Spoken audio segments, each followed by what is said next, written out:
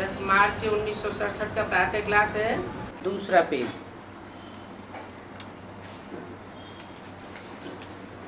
तो बात चल रही थी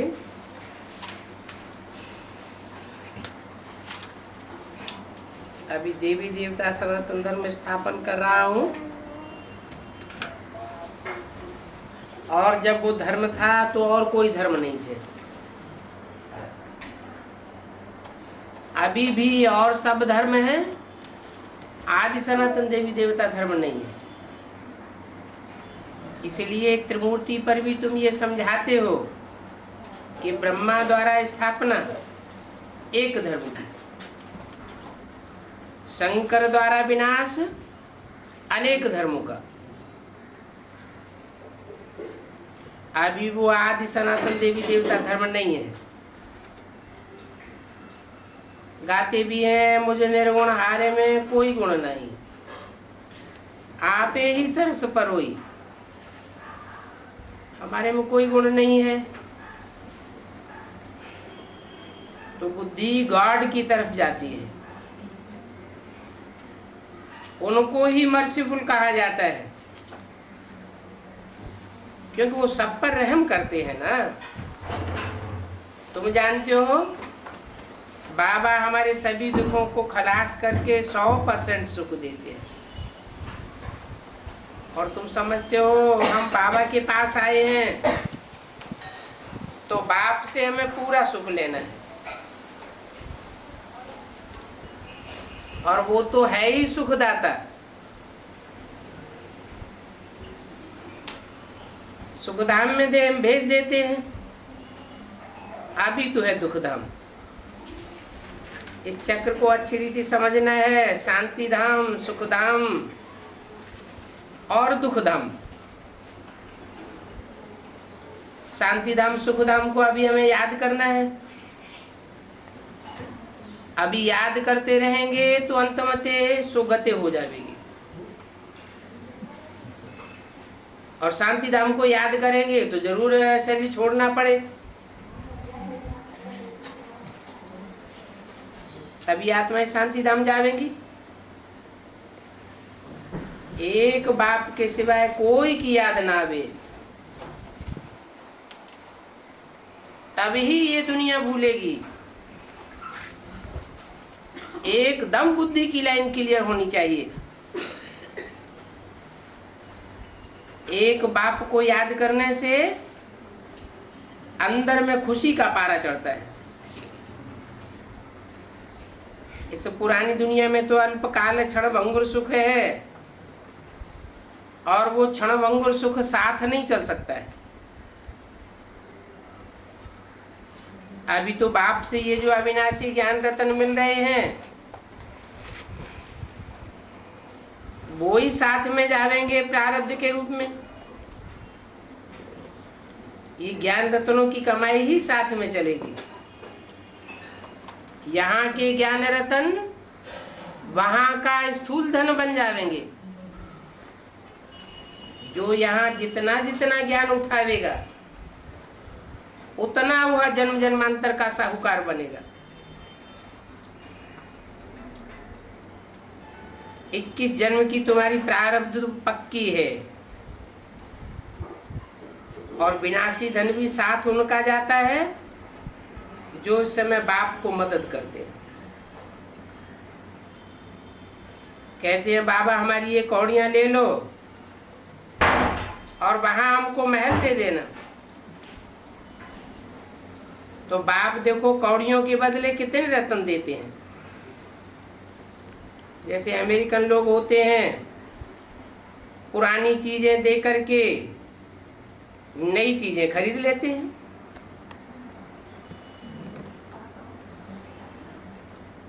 पुरानी चीज का मनुष्य बहुत दाम ले लेते हैं। अमेरिकन लोगों से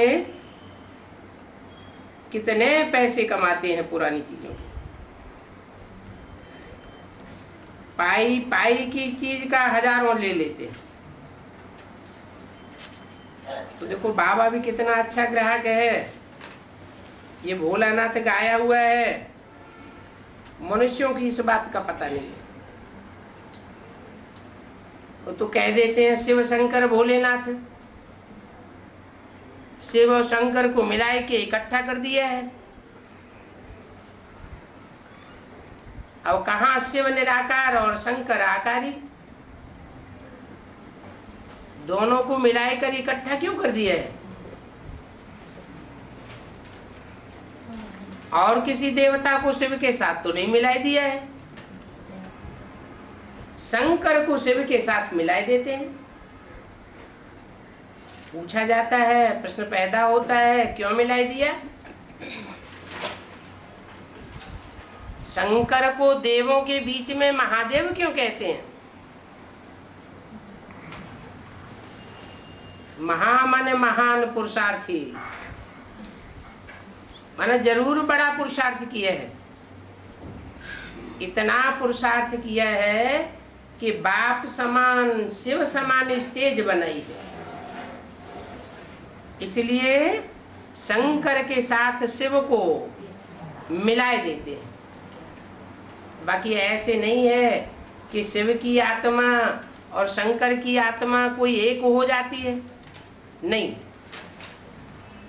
शिव तो तुरीय आत्मा है, ऐसी तुरीय आत्मा है जो जन्म मरण के चक्र से न्यारी है। बाकी सब आत्माएं जन्म मरण के चक्र में आती है। हाँ, पुरुषार्थ नंबरवार करते हैं। उन नंबरवार पुरुषार्थ करने वालों में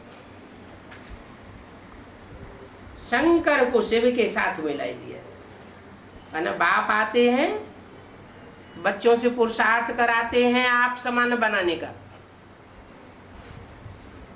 तो कोई बच्चा बाप समान पुरुषार्थी है और बाप समान स्टेज बना लेता है, सदा काल की तो नहीं बन सकती, लेकिन थोड़े समय तक के लिए, जब तक कि नई दुनिया स्थापन हो, पुरानी दुनिया का विनाश हो, वो अंत मते सो गति बनाए लेता है। तो देखो शिव बाबा कितना अच्छा ग्राहक है, आप समान बनाए देता है। भोलानाथ गाया हुआ है ना, मनुष्यों को ये पता नहीं है। शंकर के लिए कह देते हैं भर दे झोली, भर दे झोली। अभी तुम बच्चे जानते हो कि शंकर के आगे जाकर क्यों कहते हैं भर दे झोली। शंकर तो झोली भरने वाला नहीं है, शंकर तो और ही माथा मोड़ लेता है। इस दुनिया में विनाश बर्पा कराए देता है। जो कुछ लटू लेज में है वो सब खलास हो जाता है। तो शंकर के आगे क्यों कहते हैं भर दी झोली? इसलिए कहते हैं कि शंकर में शिव मुकर्रर रूप से प्रवेश करता है, जो ज्ञान रत्नों से झोली भरने वाला है। इसके लिए कहते हैं भर दो झोली। तुम बच्चे समझते हो अब हमको ज्ञान रत्न मिल रहे हैं जिनसे तुम्हारी झोली भरती है। वो बेहद का बाप है जो हमारी झोली भरने वाला है। कौन सा बेहद का बाप? जो बिंदु बिंदु आत्माओं का, जो भी मनुष्य मात्र आत्माएं हैं 500-700 करोड़, उन सब मनुष्य आत्माओं का भी बाप है। और इसके अलावा जो भी कीड़े मकोड़े, पशु पक्षी पतंगे, जो भी आत्माएं हैं वो सब का बाप है। लेकिन वो आकर के मनुष्यों की झोली भरता है ज्ञान रत्नों से। मनुष्यों को नर से नारायण बनाता है। मनुष्य जब नर से नारायण बन जाते हैं तो और जो भी प्राणी हैं वो मनुष्य के मन के वाइब्रेशन के प्रभाव से प्रभावित होकर के स्वतः ही परिवर्तित हो जाते हैं।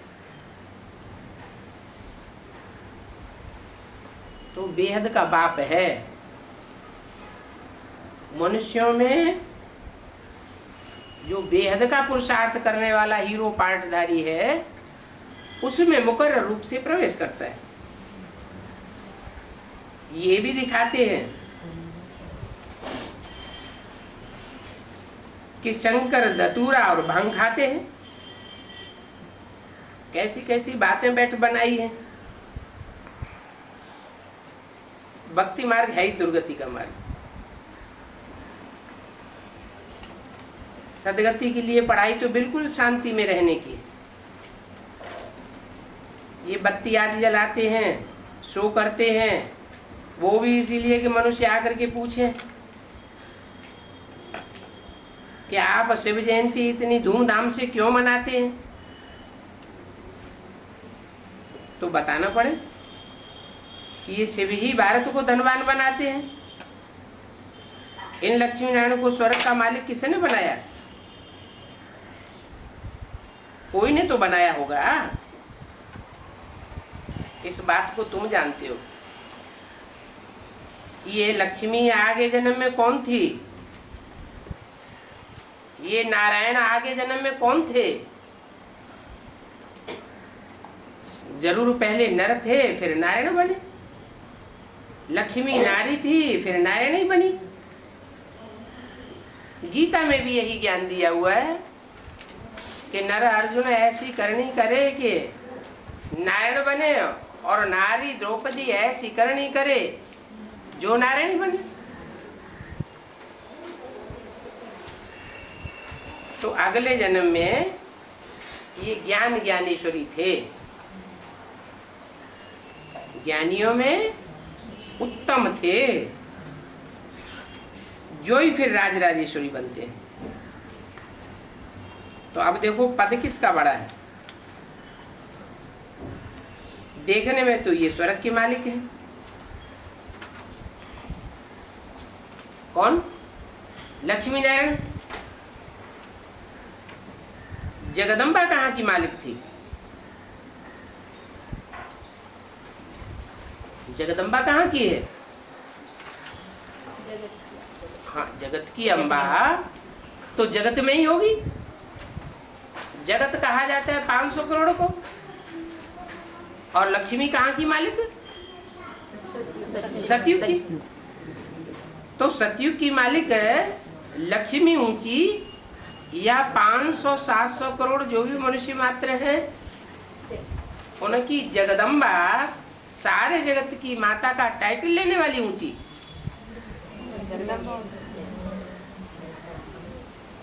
इनके पास कौन जाते थे?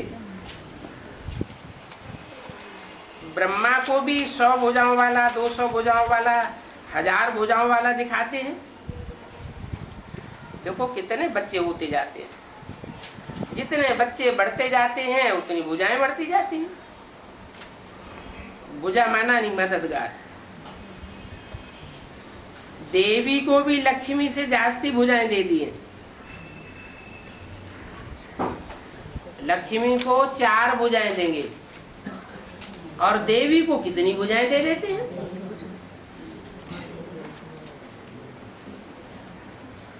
देवी के पास जाकर के सब कुछ मांगते हैं।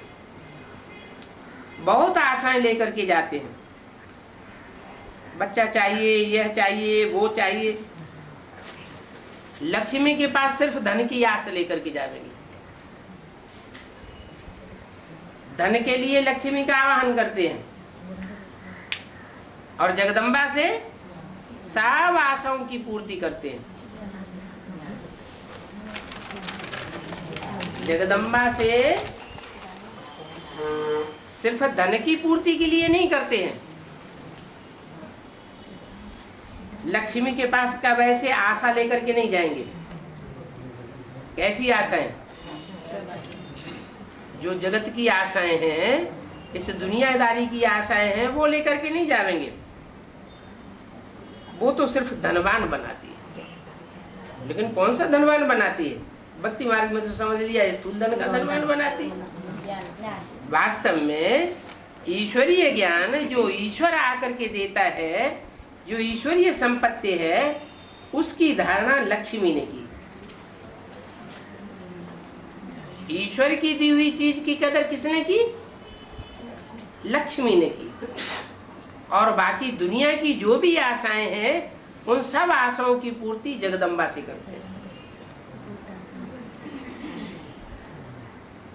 जगदम्बा से स्वर्ग की बादशाही मिलती है। ये कोई को पता नहीं है कि जगदम्बा से क्या मांगना चाहिए।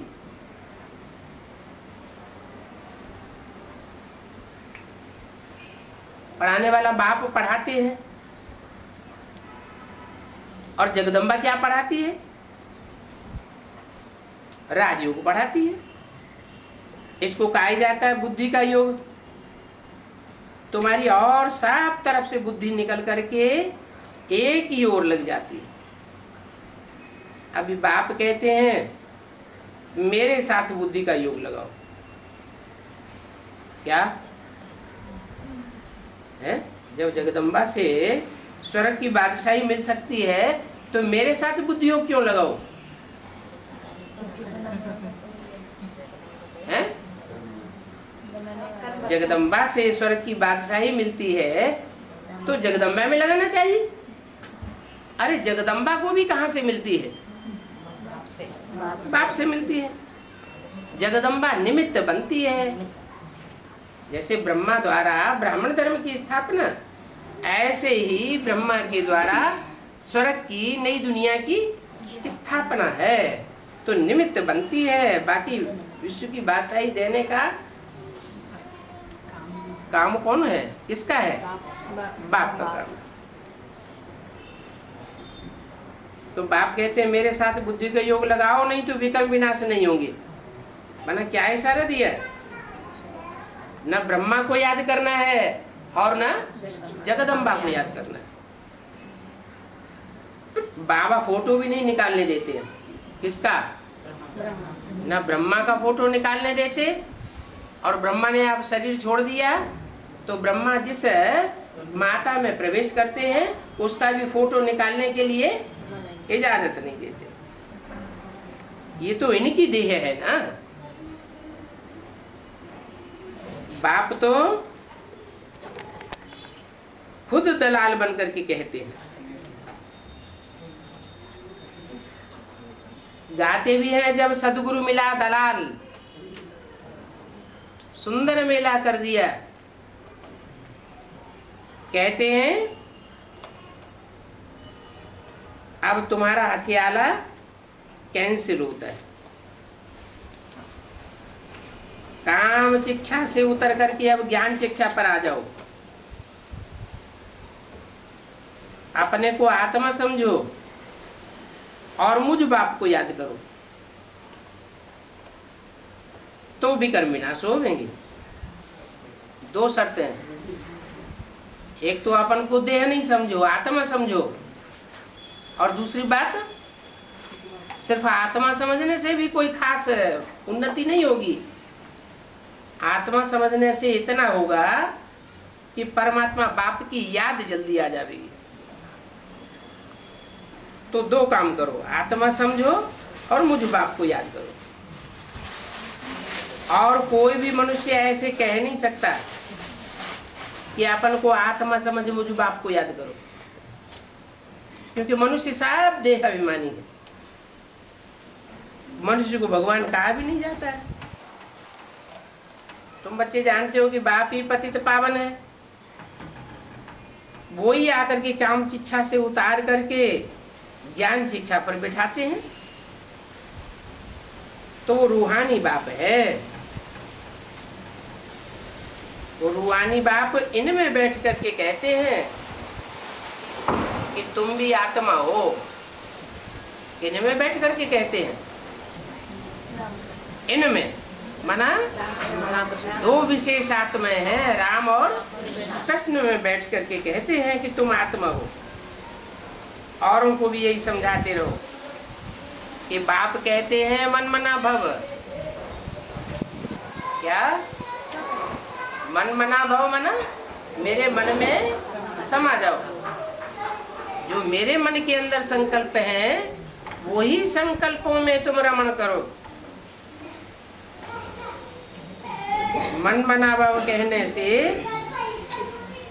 तुमको पक्की याद हो जाएगी। इस पुरानी दुनिया का विनाश भी सामने खड़ा है। तो बाप समझाते हैं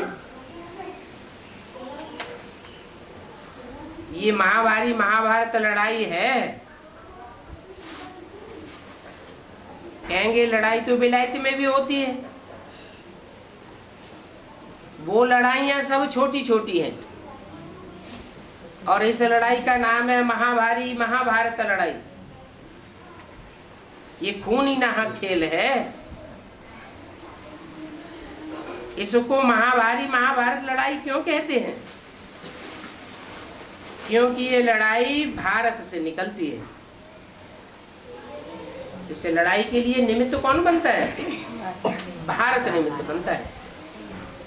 माना दुनिया में ढेरों देश हैं, उन देशों में अनेक प्रकार के धर्म पनपते हैं, लेकिन वहां जो लड़ाइयां होती हैं वो अंत करने वाली नहीं होती, अति करने वाली लड़ाइयां नहीं है। और भारत से ये महाभारी महाभारत लड़ाई निकलती है, वो अंत कर देती है।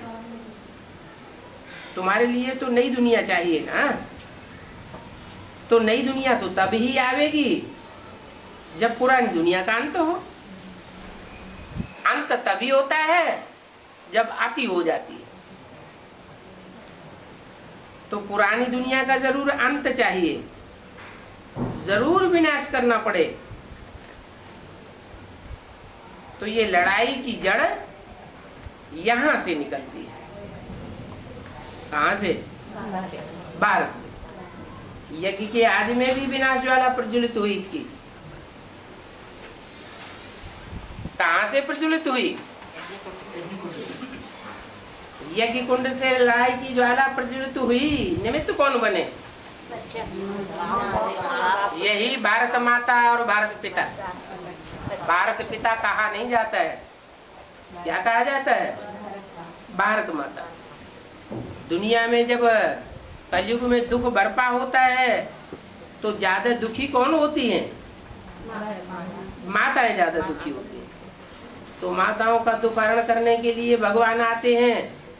रामायण में भी लिखा हुआ है, क्या लिखा है? धरती माता से पापों का बोझा जब ज्यादा बढ़ गया तो धरती माता का उद्धार करने के लिए भगवान ने जन्म लिया। अब धरती कोई जड़ धरनी की तो बात नहीं है। धरणी माना जिनमें धारणा शक्ति ज्यादा होती है। पुरुषों में धारणा शक्ति उतनी नहीं होती, लेकिन माताओं में धारणा शक्ति जास्ती होती है और सहन शक्ति भी जास्ती होती है। इसलिए धरणी का मिसाल दिया जाता है। धरणी पर कितना वजन पड़ता है, कितना तोड़ फोड़ होती है, धरणी सब सहन कर लेती है। तो ये भी कन्याएं माताएं हैं जो कितना सहन करती हैं। तो यहां से निकलती है विनाश ज्वाला। इस रुद्र यज्ञ से महाभारत महाभारी लड़ाई की विनाश ज्वाला निकलती है।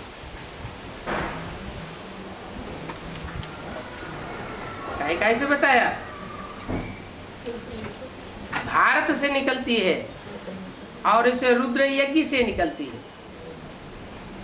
भारत से निकलती है माने भारत माता निमित्त बनती है, और रुद्र यज्ञ से निकलती है विनाश ज्वाला। माना रुद्र कौन? रुद्र जो रौद्र रूप धारण करता है, विकराल रूप धारण करता है। शिव को रुद्र भी कहा जाता है, लेकिन शिव तो बिंदी का नाम है। शिव की बिंदी का नाम शिव है।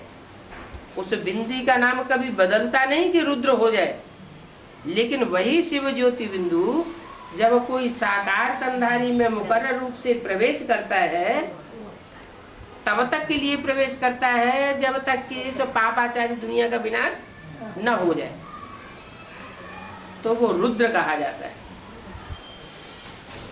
ये रुद्र यज्ञ से महाभारत लड़ाई की विनाश ज्वाला निकली।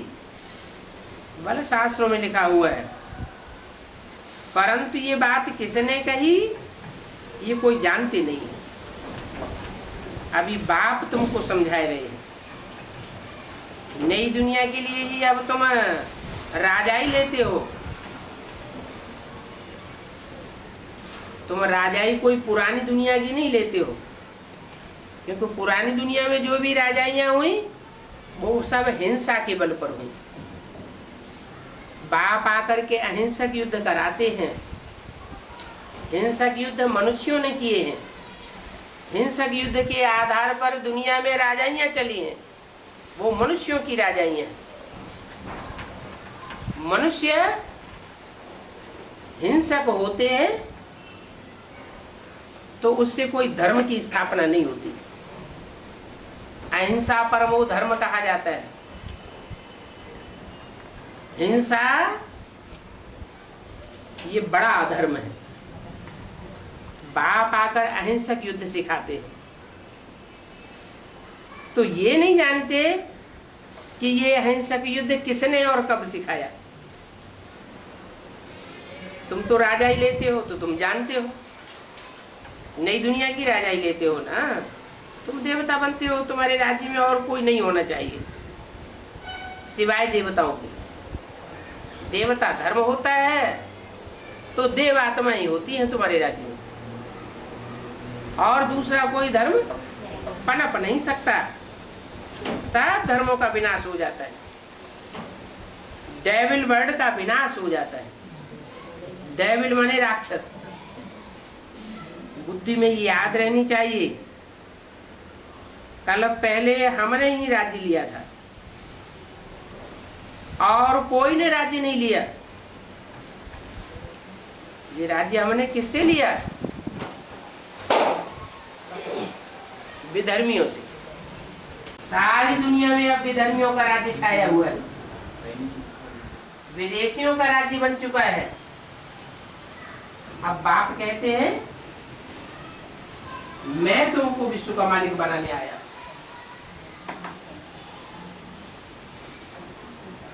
बाबा ने हमें राज्य दिया था, फिर 84 जन्म हम लेते आए। अब फिर बाबा आया हुआ है।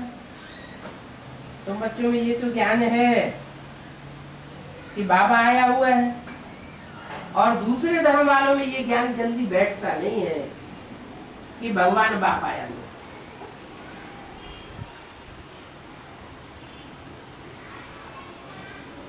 तुम बच्चों में ये ज्ञान है और बाप ने ये ज्ञान दिया। अभी डीटी धर्म की स्थापना होती है तो बाकी सारे डेविल वर्ड का विनाश हो जाता है। इस डेविल वर्ड को कहते हैं शैतानी राज्य। ये बाप बैठे ब्रह्मा द्वारा सब बातें समझाते हैं। ब्रह्मा भी शिव का बच्चा है और विष्णु का भी राज तुमको समझाया है कि जो ब्रह्मा है सो ही विष्णु बनते हैं। विष्णु सो फिर 5000 साल के बाद ब्रह्मा बनते हैं। विष्णु से ब्रह्मा बनने में 84 जन्म लगते हैं और ब्रह्मा से विष्णु बनने में 1 जन्म लगता है। अभी तो तुम ये बात समझ गए हो कि अभी हम ब्राह्मण हैं, न हम शूद्र हैं और न देवता हैं।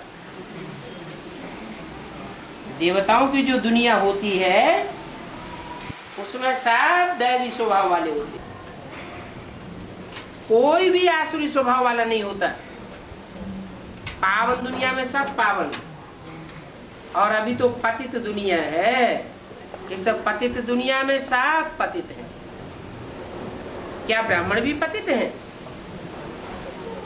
ब्राह्मण भी अभी कोई नहीं कह सकते कि हम पक्के ब्राह्मण बन चुके। पक्का ब्राह्मण माना देवता। तो ये बातें और कोई नहीं समझ सकता है।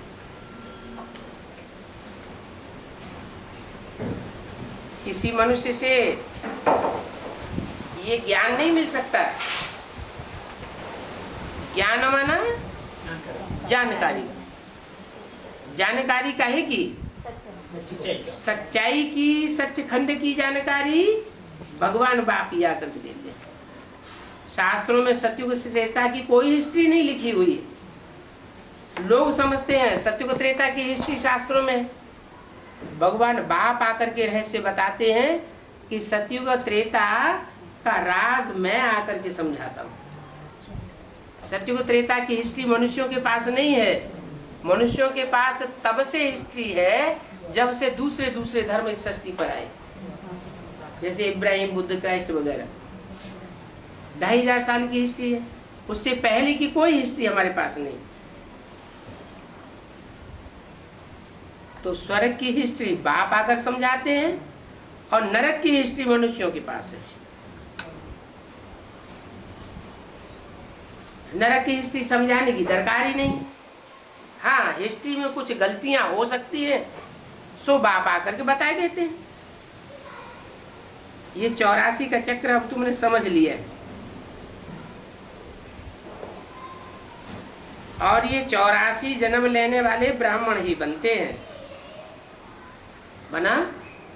बन सत्युग त्रेता में जन्म लेते हैं, लेकिन जिन्होंने 84 जन्म नहीं लिए वो पक्के देवताएं नहीं। जिन्होंने पूरे 84 जन्म लिए वो परमात्मा बाप से सन्मुख बैठ करके पढ़ने वाले ब्राह्मण हैं। दूसरे ब्राह्मण जो कम कला वाले बनते हैं, देवताएं, वो बाप से सन्मुख बैठ करके नहीं पढ़ पाते। ये नॉलेज देने वाला बाप है, और बाप के सिवाय ये शिक्षा और कोई दे भी नहीं सकता है। इसमें सारी बुद्धि की बातें हैं, क्योंकि बाप बुद्धिमानों की बुद्धि है। जो भी समझाते हैं बुद्धि संगत बातें समझाते हैं। रावण के द्वारा आती है भक्ति। रावण बुद्धिमान नहीं था क्या? रावण भी बुद्धिमान तो था, लेकिन अनेक प्रकार की बुद्धि संगठित होकर के मिक्स हो जाती है, इसलिए भक्ति मार्ग कहा जाता है। जैसे कोई एक रास्ता बताए, दूसरा दूसरा रास्ता बताए, तीसरा तीसरा रास्ता बताए, तो मुझान हो जाएगी ना। यहाँ तो एक बाप है और एक ही रास्ता बताते हैं, और वो बाप बुद्धिमानों की बुद्धि है, इसलिए सही रास्ता बताते हैं। बाप कहते हैं अभी और सब तरफ से बुद्धि का योग तोड़ दो। अनेकों तरफ बुद्धि लगाने से बुद्धि बिगड़ती है, और मुझे एक की तरफ बुद्धि लगाने से बुद्धि सुधरती है। अब मुझे याद करो तो तुम्हारे विकर्म विनाश हो जाएंगे। ग्रस्त व्यवहार में भल रहो। एम ऑब्जेक्ट तो तुम्हारे सामने खड़ा है, जानते हो कि हम पढ़ करके ये बनेंगे, और तुम्हारी पढ़ाई संगम युग की है, और कोई युग में ये पढ़ाई नहीं पढ़ाई जाती। ऐसे नहीं कि त्रेता में राम भगवान आते हैं तो पढ़ाई पढ़ाते हैं, द्वापर में कृष्ण भगवान आते हैं तो पढ़ाई पढ़ाते हैं। ये सब शास्त्रों में मनुष्यों ने झूठी बातें लिखी हुई हैं। द्वापर में भगवान आवेंगे, दिखाया ना शास्त्रों में कि द्वापर के अंत में भगवान कृष्ण हुए, उन्होंने महाभारत युद्ध कराया। फिर दिखाते हैं कलयुग आ गया, तो भगवान आवेगा तो पापी कलयुग की स्थापना करेगा क्या? अरे भगवान तो है ट्रुथ गॉड फादर, सच्चा बाप कहा जाता है, सच्चा पातशाह कहा जाता है। तो वो आएंगे तो सच्चखंड की स्थापना करेंगे, सत्युग की स्थापना करेंगे या कलयुग की स्थापना करेंगे। तो मैं संगम पर ही आता हूँ और कोई दूसरे युग में नहीं आता हूँ। संगम कलयुग का अंत और सत्युग का। अब तुम ना तो इस तरफ के हो और ना ही उस तरफ के हो, न डेविल दुनिया के हो और न देवताई दुनिया के हो, तुम बीच में हो। क्या? जैसे रस्साकसी होती है ना, तो एक तरफ राम की पाला और दूसरी तरफ रावण की पाला। रस्सा खींचा जाता है तो कभी रावण की पाला में चला जाता, कभी राम की पाला में आ जाता, तो खींचतान चल रही है। अभी तुम फिक्स रूप से किसी एक तरफ नहीं हो। हाँ, ये जानते हो कि हमारी नैया पार चली जाएगी। सत्य की नैया हिलेगी डुलेगी लेकिन डूबेगी नहीं। अब हम पार जावेंगे। इस पर एक कहानी बनाई हुई है। कोई चल पड़ते हैं, कोई रह जाते हैं। अभी बाप कहते हैं इस ब्रह्मा मुख के द्वारा, तुम बच्चों को बैठ मेरे के मैं सुनाता हूँ। इस ब्रह्मा मुख के द्वारा है, इसके द्वारा सुनाता हूँ। सुनने सुनाने का कार्य इस दादा लेकर आज ब्रह्मा के द्वारा करता हूँ। ये सुनना सुनाना है भक्ति मार्ग का फाउंडेशन। इनके द्वारा जो सुनाता हूँ उस बात की गहराई को समझाता नहीं हूँ, सिर्फ सुनाता हूँ।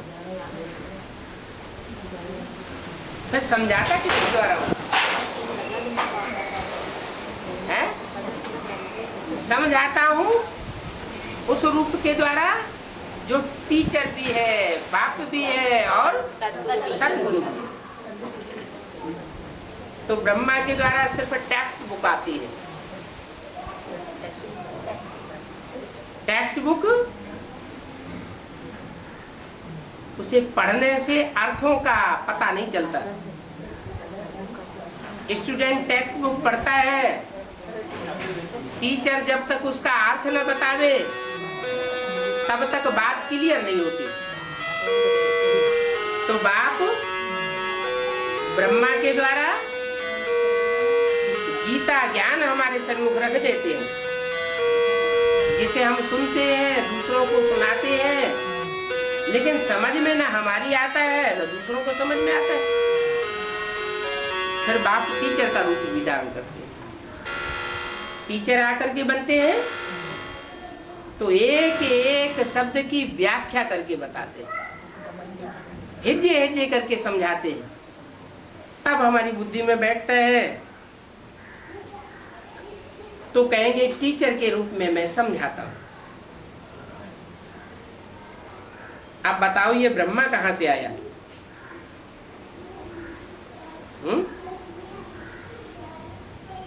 ब्रह्मा तो बड़ी मां को कहा जाता है। ब्रह्म मां, तो बड़ी मां कहां से आई? बड़ी मां तो जरूर बाप से ही आवेगी। प्रजापिता तो जरूर यहाँ इस सृष्टि पर ही चाहिए। माना ब्रह्मा सूक्ष्म बतनवासी बन सकता है, लेकिन प्रजापिता सूक्ष्म बतनवासी नहीं बन सकता। क्यों? क्योंकि बाप की तो जिम्मेवारी होती है। क्या जिम्मेवारी होती है?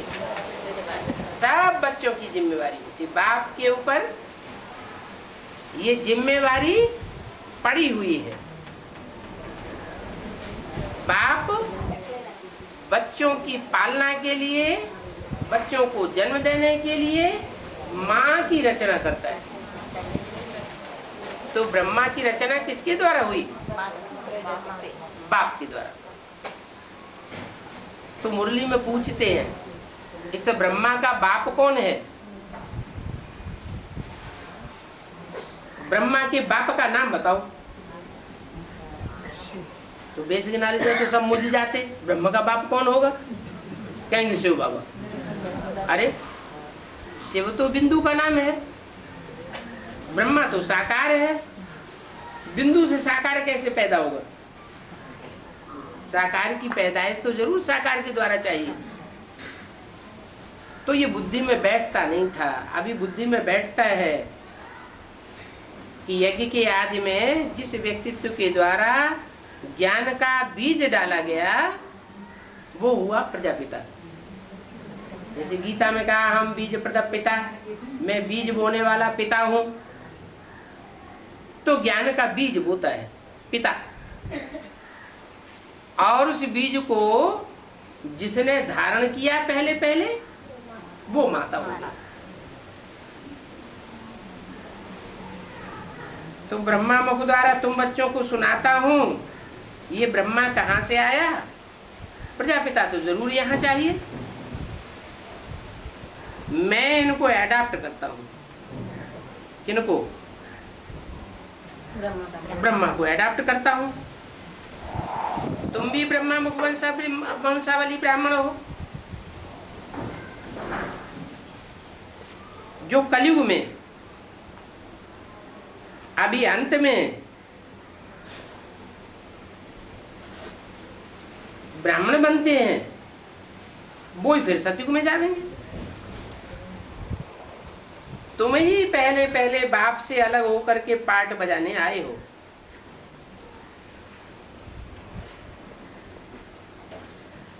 क्या मतलब हुआ? माने यज्ञ के आदि में राम बाप था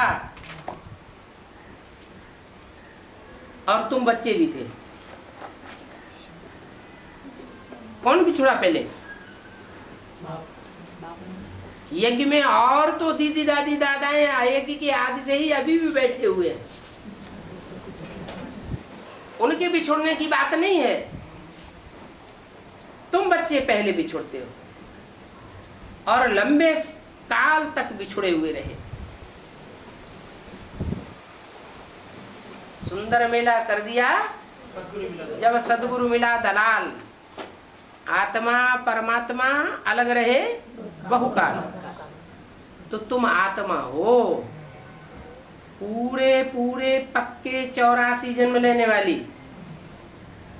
और जो दूसरे हैं ब्राह्मण जो सिर्फ बेसिक नॉलेज तक रह जाते हैं, पूरी एडवांस नॉलेज ईश्वरीय नॉलेज नहीं ले पाते, वो आत्मा का ज्ञान भी नहीं ले पाते और आत्मिक स्थिति में पक्के स्थिति भी नहीं हो पाते। इसलिए वो पक्की आत्मा नहीं है। आत्मा न होने के कारण उनको 84 जन्म का वर्षा भी नहीं मिलता। तो तुम यज्ञ में आदि में सबसे पहले बिछुड़े थे और लंबे समय तक बिछुड़े हुए रहे। अभी तुम सिकिल दे बच्चे हो बाप के। कोई बच्चा बिछुड़ जाता है, बहुत दिनों के बाद माँ बाप से मिलता है, तो माँ बाप बड़े सिक से मिलते हैं, बड़े प्यार से मिलते हैं।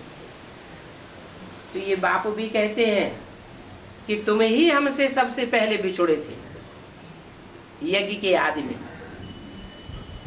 क्या 5000 साल पहले बिछुड़ने की बात नहीं है। शिव ज्योति बिंदु से बिछुड़ने की बात नहीं है। शिव ज्योति बिंदु से मिलना और शिव ज्योति बिंदु से बिछुड़ना ये कोई मतलब नहीं होता है। मिलना और बिछुड़ना साकार में होता है या निराकार की बात है? साकार की बात है। तो यज्ञ के आदि में तुम बच्चे बिछुड़े थे और बहुत लंबे समय के बाद अब तुम बच्चे आकर के फिर मिले हो। पहले भी तुम थे बाप के साथ। यज्ञ के आदि में जब विनाश ज्वाला प्रज्वलित हुई तो ब्रह्मा की रहबरी में सब धर्म की आत्माएं पलती रही और तुम राम बाप के साथ अलग हो गए। सूर्यवंशी बच्चे तुम हो, तुम रूहानी बच्चे हो, रूहानियत की स्टेज को धारण करने वाले। और दूसरे धर्म की आत्माएं न पूरी रूहानियत की स्टेज को धारण करती है और न वो पक्का देवता बन पाती है, न 84 जन्म ले पाती है, न ऑलराउंड पार्ट बजाती है। तुमने ऑलराउंड पार्ट बजाया। तो तुम रूहानी बच्चों को बाप आकर पढ़ाते हैं, उन दूसरे धर्म के बच्चों को बाप पढ़ाते नहीं है, इसलिए वो कम पढ़ाई पढ़ते हैं तो दूसरे धर्म में कन्वर्ट हो जाते हैं, कच्चे ब्राह्मण बनते हैं। तुम हो पक्के सूर्यवंशी ब्राह्मण।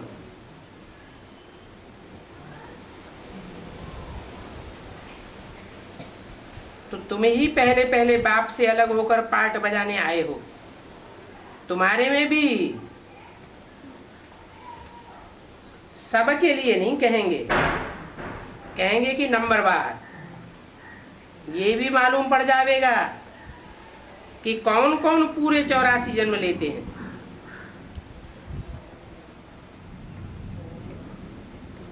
अभी पढ़ाई तो चल रही है। जो पूरे 84 जन्म लेने वाले होते हैं वो पक्की आत्मिक स्टेज धारण कर लेते हैं। इन लक्ष्मी नारायण की तो गारंटी है। किस बात की? कि ये तो पूरे 84 जन्म लेंगे ही लेंगे। बाकी और धर्म वाले होंगे, और धर्म में कन्वर्ट होने वाले देवता बनेंगे, कच्चे देवता बनेंगे, कम कला के देवता बनेंगे, तो वो पूरे 84 जन्म लेने वाले नहीं बनेंगे। जिस ब्रह्मा की रहबरी में पलने वाले जो ब्राह्मण हैं वो 84 जन्म नहीं ले पाते। क्यों नहीं ले पाते? क्योंकि जिस ब्रह्मा की रहबरी में पले थे, पल रहे हैं, वो ब्रह्मा ही पूरा ऑलराउंड पार्ट नहीं बजा पाता। उसके भी 5000 वर्ष के ड्रामा में से 50 वर्ष कम हो जाते हैं। तो उसका संग का रंग लेने वालों के भी और ही ज्यादा कम हो जाएंगे। तो लक्ष्मी नारायण की गारंटी है कि ये जितने सुंदर बनते हैं उतना दुनिया में कोई सुंदर नहीं बनता। इनके लिए गायन है श्याम सुंदर। क्या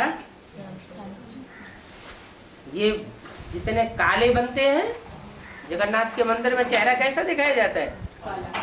काला चेहरा दिखाया जाता है। ये जितने काले बनते हैं उतना कोई धर्म पिता इतना तामसी नहीं बनता। और ये जितने सुंदर बनते हैं इतना कोई भी धर्म पिता सुंदर नहीं बनता। और एक ही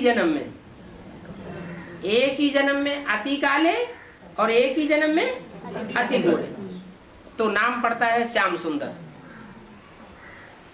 श्याम सुंदर एक का नाम है या दो के नाम है? एक का नाम है श्याम सुंदर। वो तथाकथित ब्राह्मण ये समझ लेते हैं कि दादा लेखराज ब्रह्मा के रूप में जो पार्ट बजाया वो श्याम पार्ट है, और सतयुग में जाकर के जो कृष्ण के रूप में जन्म लेगा वो पर्सनालिटी सुंदर होगी। तो दो व्यक्तियों का नाम हो गया, दो पर्सनालिटी का नाम हो गया, या एक व्यक्ति का नाम हुआ तो दो पर्सनालिटी हो गई। तो वो बात जमती नहीं है। बाप कहते हैं ये श्याम सुंदर टाइटल तुम बच्चों का नंबरवार है। तुम बच्चे भी श्याम बनते हो, तुम बच्चे ही सुंदर बनते हो। देवी देवताएं सुंदर थे, सांवरे से सुंदर बनते हैं, गावड़े के छोरे से बदल करके सुंदर बन जाते हैं। माना जब काले होते हैं तो गावड़े में जाकर जन्म लेते हैं। गावड़े का छोरा माना कुछ पढ़ा लिखा नहीं है, ज्यादा गंवार है। इस समय सब छोरे और छोरियां, माना दिव्य गुणों की धारणा कोई के अंदर नहीं है। रावण की पढ़ाई पढ़ी हुई है तो सब छोरे छोरियां हो गए। अभी बाप आकर के तुमको सुंदर बनाते हैं। ये बेहद की बातें हैं। बाप आते हैं तो रूप बसंत की जोड़ी बनाते हैं। रूप माना याद में जब गहरी याद होती है तो चेहरे चमक जाते हैं, आंखों में रूहानियत आ जाती है।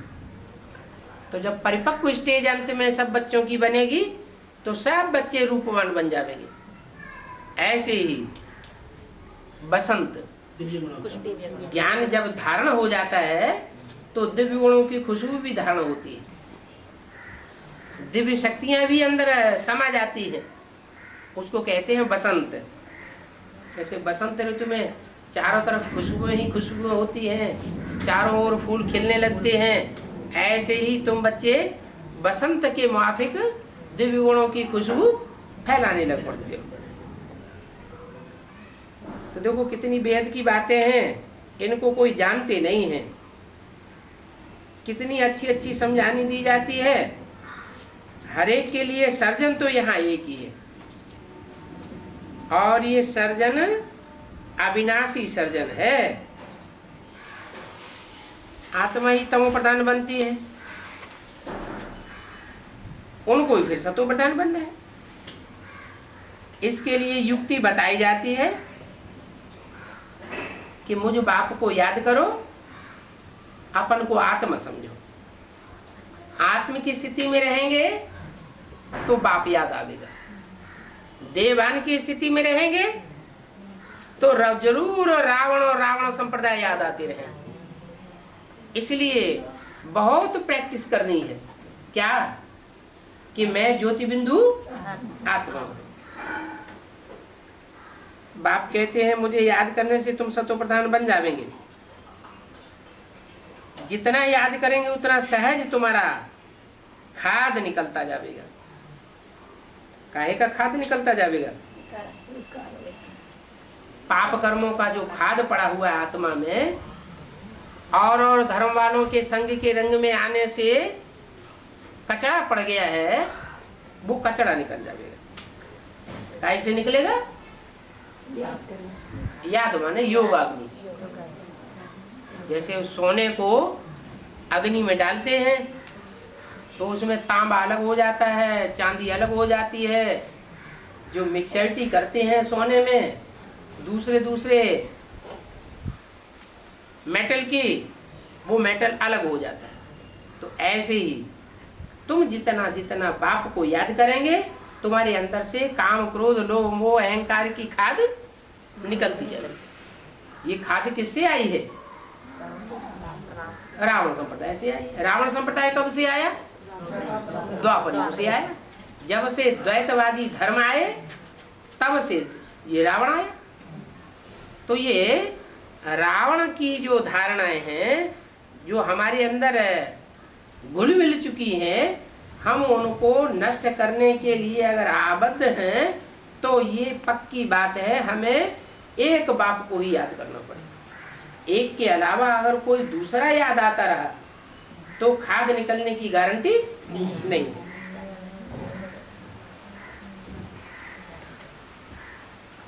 तो देखो आग ठंडी होगी तो अलाय नहीं निकलेगी। सोना जब ज्यादा अग्नि में तपाया जाता है, तीव्र अग्नि में तपाया जाता है, तब ही उसकी खाद निकलती है, नहीं तो खाद नहीं निकलती। तुम्हारी भी योग अग्नि जब बहुत तीखी होगी तब तुम्हारे पाप कर्म भस्म होंगे। इसका मतलब अभी हमारे पाप कर्म बढ़ रहे हैं या घट रहे हैं? बढ़ रहे हैं। क्यों बढ़ रहे हैं? क्योंकि अभी भी हम रावण संप्रदाय की दुनिया के बीच में रहते हैं। जब तक ऐसी दुनिया के बीच में रहते हैं तब तक हमारी अलाय बढ़ती जा रही है। पहले एक गुनी बढ़ती थी जब ज्ञान नहीं लिया था, और अभी ईश्वरीय ज्ञान ले लिया है तो ईश्वर बाप कहते हैं अभी 100 गुना बोझ चढ़ता है अगर श्रीमत के बरखिलाफ काम करते हैं। तो 100 गुना बोझ चढ़ता है तो अलाय बढ़ रही है कि घट रही है? बढ़ रही है। फिर क्या करना चाहिए? कैसे याद करें? दूसरों के संग के रंग में आते हैं तो दूसरे याद आने लग पड़ते हैं। फिर याद कैसे करें? चलते हैं चलते फिरते उठते बैठते, चलते फिरते उठते बैठते ही तो दूसरों का संग रंग लग जाता है। जंगल में कहीं एक जगह जाके बैठे हैं तो हो सकता है न भी लगे। अच्छा ठीक है, आत्मा तो समझते हैं, 70 साल हो गए आत्मा समझते समझते। ब्रह्मा के द्वारा जब तक पाठ चला तब तक बाप का पक्का स्वरूप बुद्धि में नहीं था। अभी तो बाप का स्वरूप भी पक्का बुद्धि में बैठा हुआ है, तो भी याद क्यों नहीं रहती? याद टिकती क्यों नहीं है? हैं? श्रीमत पर? श्री माना श्रेष्ठ थे, श्रेष्ठ को पहचाना नहीं है क्या?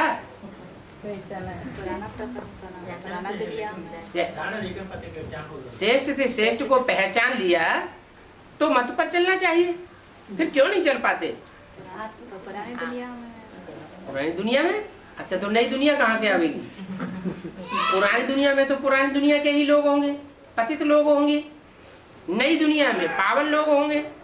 अब नई दुनिया तो है नहीं, तो फिर क्या करना चाहिए? मूल बात है कि इस समय बाप गुप्त पार्ट बजाए रहा है। गुप्त पार्ट बजाने के कारण बच्चों की बुद्धि में भी माया भ्रम पैदा कर देती है। क्या भ्रम पैदा कर देती है? अभी अभी बाप के ऊपर निश्चय होता है, अभी अभी निश्चय उखड़ जाता है। जब निश्चय उखड़ जाता है तो उल्टी वाणी चलने लग पड़ती है, उल्टे संकल्प चलने लग पड़ते हैं, उल्टी कर्मेंद्रियां कर्म करने लग पड़ती है। माया हमको भरमाई देती है। फिर क्या करना चाहिए? गुप्त बाप को प्रत्यक्ष करने में सारी ताकत लगाई देना चाहिए। जब संसार में वो गुप्त बाप प्रत्यक्ष हो जाएगा तो हमको भी बाप की पक्की याद बनी रहेगी। माया फिर हमको वायलोरा नहीं डाल सकेगी। तो युक्ति बताई जाती है, याद और सेवा में लगे रहो। योगाग्नि निरंतर प्रज्वलित रहनी चाहिए। बाप कहते हैं तुमको कितना समझाता रहता हूं, परंतु बच्चों में धारणा होती नहीं। अच्छा, दिव्य गुणों की धारणा नहीं होती है तो मन बनाओ, मेरे को याद करो। याद करने से और दूसरे सब्जेक्ट अपने आप पक्के हो जाएंगे। जब गाते हैं योग बल से विश्व की बादशाही, ऐसे तो नहीं कहते ज्ञान बल से विश्व की बादशाही, धारणा बल से विश्व की बादशाही कहते हैं, या सेवा के बल से विश्व की बादशाही नहीं। क्या गया हुआ है? योग बल से विश्व की बादशाही। तो अगर धारणा नहीं होती है तो तुम याद करने में लग जाओ। याद परिपक्व स्टेज को पहुंचेगी तो तुम्हारे अंदर स्वतः ही दैवी गुण धारण हो जाएंगे। परंतु बच्चे बाप को याद करना भूल जाते हैं। ये पतितों की दुनिया है ना। पतितों की दुनिया में संग के रंग से सब पतित बन जाते हैं। यथा राजा तथा प्रजा। अभी जिनका राज्य है वो कौन है? पतित है या पावन है? पतित है। और वो ज्ञान भी नहीं लेते। जो गरीब हैं वो ज्ञान उठाते हैं, जो ऊंचे पदमान मर्तबे वाले हैं वो ज्ञान को उठाते ही नहीं। अभी तुमको तो ये पतियों का पति मिल गया है, ज्ञान से कितना संघारते हैं। बाकी भगाने आदि की तो बात ही नहीं है। भगवान कौन है ये जानते ही नहीं है। कृष्ण को भी भगवान कह दिया, ये तो झूठ बात हो गई। गीता ही झूठी तो उनके बाल बच्चे सब झूठे हो जाते हैं। इसलिए गाते हैं कि झूठी माया, झूठी काया, झूठा सब संसार। किस बात में झूठ बोलते हैं? सबसे जास्ती किस बात में झूठ बोलते हैं? परमात्मा सर्वव्यापी। जबकि परमात्मा एक व्यापी होकर के आया है तो भी कह देते हैं कि परमात्मा सर्वव्यापी। बाबा ज्ञान सुनाते हैं तो वो अज्ञान सुनाते हैं। बाबा क्या ज्ञान सुनाते हैं कि मैं एक व्यापी एक मुकर्रर रथ में आता हूं, और वो कहते हैं ये हो नहीं सकता, बाप तो सर्वव्यापी। तो देखो ये बातें कृष्ण नहीं कहते हैं, ये बातें तो बाप कहते हैं। फिर भी ब्राह्मणों की दुनिया में क्या बुद्धि में बैठ गया कि जो भी गीता आई वो गीता का भगवान साकार में कौन है, तो भी कृष्ण को गीता का भगवान मान लेते हैं। बाप कहते हैं ये कृष्ण दादा लेखराज गीता का साकार भगवान नहीं है, गीता का साकार भगवान तो शिव शंकर भोलेनाथ है, वो ही प्रसिद्ध होना है।